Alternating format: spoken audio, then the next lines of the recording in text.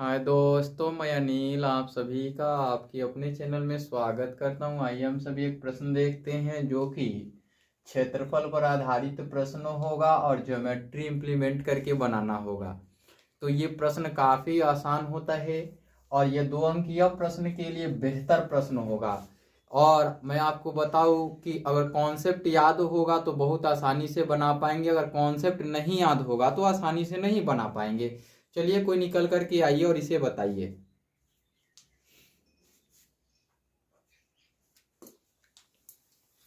प्रश्न में दिया गया है दो समरूप त्रिभुजों के क्षेत्रफल 36 सेंटीमीटर स्क्वायर एवं 81 सेंटीमीटर स्क्वायर है। यदि पहले त्रिभुज की ऊंचाई 4.8 सेंटीमीटर हो तो दूसरे त्रिभुज की संगत ऊंचाई ज्ञात करनी है। तो पहले हम लोग हल दिया है करके लिखेंगे।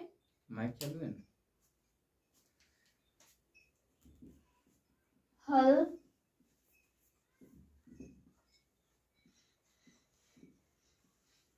दिया है।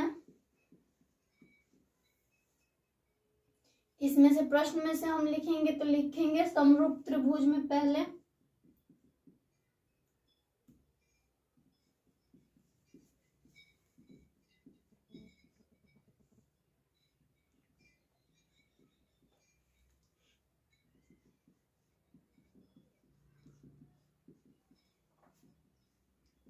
समरूप त्रिभुज में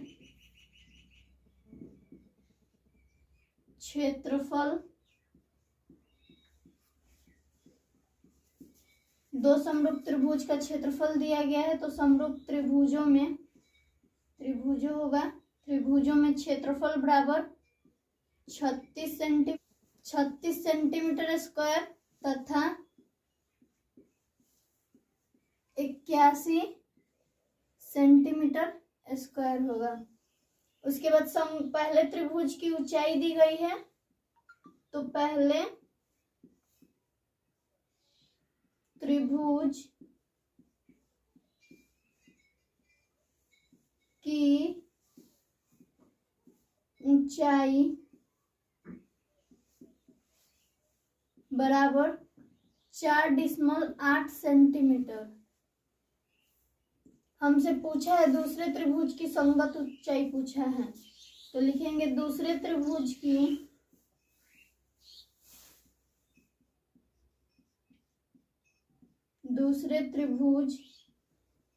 की ऊंचाई इज इक्वल टू व्हाट। अब लिखेंगे दूसरे त्रिभुज की ऊंचाई मान लेंगे, इसलिए लिखेंगे माना कि दूसरे त्रिभुज की ऊंचाई is equal to x centimetre.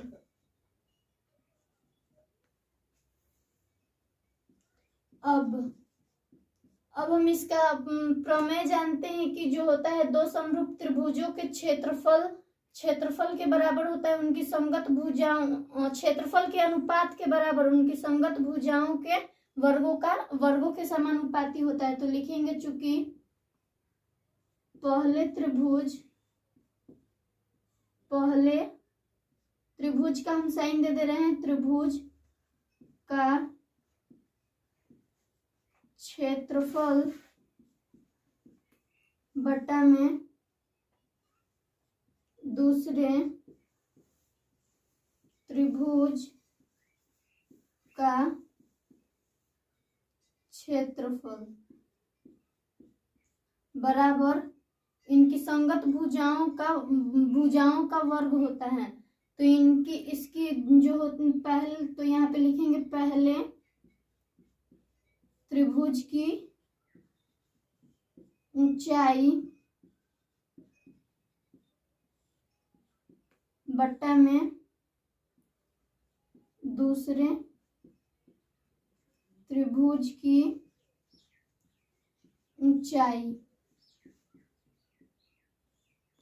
इसका वर्ग कर देंगे, पूरे का भी वर्ग कर देंगे तो हो जाएगा। यहाँ पे लिख देंगे चूंकि समरूप त्रिभुज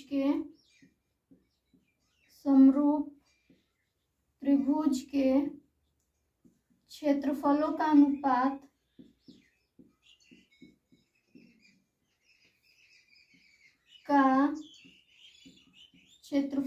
अनुपात उनकी संगत भुजाओं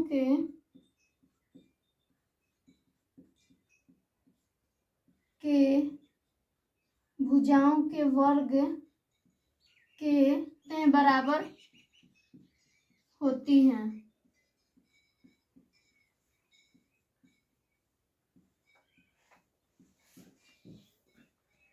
अब यह लिखेंगे और पहले त्रिभुज का क्षेत्रफल 36 सेंटीमीटर लिखेंगे हम, 36 सेंटीमीटर स्क्वायर होगा।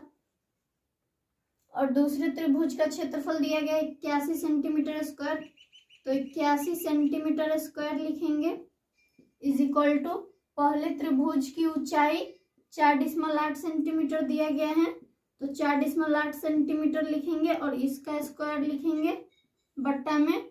और दूसरे त्रिभुज की ऊंचाई हमें ज्ञात करनी है, तो इसको हम लोगों ने x माना है तो x लिखेंगे और सेंटीमीटर और इसका स्क्वायर कर देंगे। या यहाँ पे x है, यहाँ पे 36 है, तो पहले यहाँ पे 36 लिखेंगे सेंटीमीटर स्क्वायर बट्टा में 81 centimetre square is equal to 4.8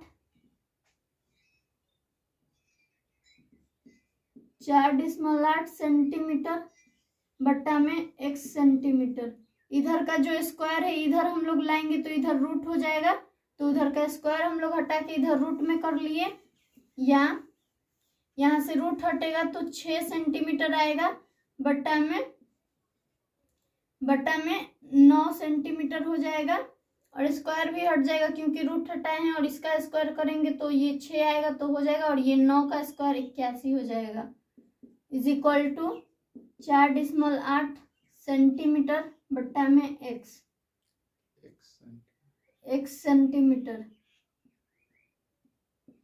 या यहाँ से x इधर लाएंगे तो 6 गुने x, यहाँ पे सेंटीमीटर हम उन्हीं सेंटीमीटर बगल में ही लिख लेते हैं, गुने x centimetre is equal to 4.8 centimetre. 9 को इस साइड ले जाएंगे तो गुना में होगा तो 9 सेंटीमीटर हो जाएगा।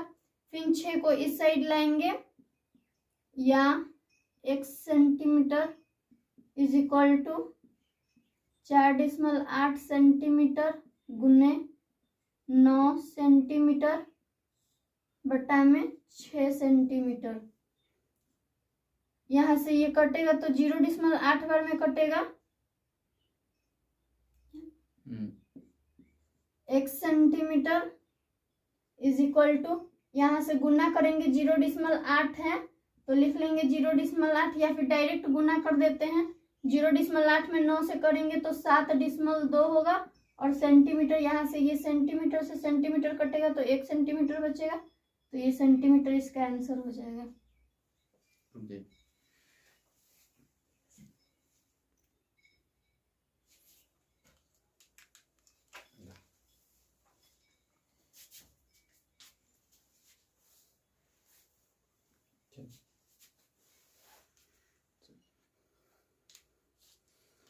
देखिए इन्होंने एकदम ऑथेंटिक उत्तर निकाल दिया है। बस थोड़ा सा इसमें सोचना क्या है कि यहाँ सेंटीमीटर को सेंटीमीटर से यहीं काट लेते तो आसान हो जाता।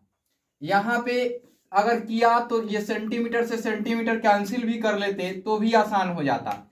यहाँ सेंटीमीटर से सेंटीमीटर कैंसिल कर लेते तो इसलिए x बराबर क्या मिलता आपको, x बराबर 7.2 सेंटीमीटर 7.2 मिलता, और ये इसका उत्तर हो जाता। यहाँ पे उत्तर क्या होता मैं बता रहा हूं, इसको उत्तर ना मान करके इसको उत्तर ना मान करके क्या करेंगे, यहां से आपने देखिए क्या लिखा है, दूसरे त्रिभुज की ऊंचाई, और दूसरे त्रिभुज की ऊंचाई मान लिया है आपने, है ना, दूसरे त्रिभुज की ऊंचाई आपने मान लिया है, ठीक है ना। तो ये देख लेते हैं कि कितना होगा। यहां आपने देख लिया कि ये 7.2 आ गया, यहां आपने माना है तो नीचे लिख लेंगे। इसको मिटा देता हूं क्योंकि प्रमेय एक बार लिख लिया तो वो चीज देख लीजिए, और मैं नीचे लिख देता हूं इसका उत्तर। अतः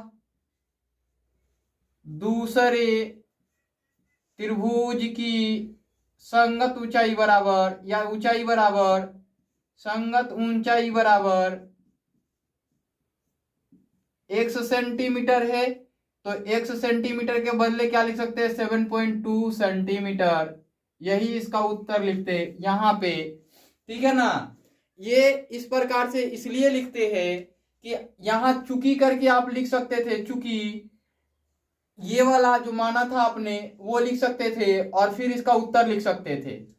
यहां बच्चे हैं शुरू में कहने में गड़बड़ कर देते हैं कि दो समरूप त्रिभुजों के क्षेत्रफलों का अनुपात उनके संगत भुजाओं के वर्गों के अनुपात के बराबर होते हैं, ऐसा स्टेटमेंट होता है। बच्चे हैं थोड़ा सा क्या होता है कि इनके दिमाग में वो चलता रहता है, ये बोलूं वो बोलूं, इसलिए ऐसा हो जाता है। बाकी इनका लिखने का तरीका आपने देख लिया होगा, ठीक है ना, कि एकदम ऑथेंटिक शब्दों में लिखा गया था, तो उतना इसको नहीं लेना है, ठीक है।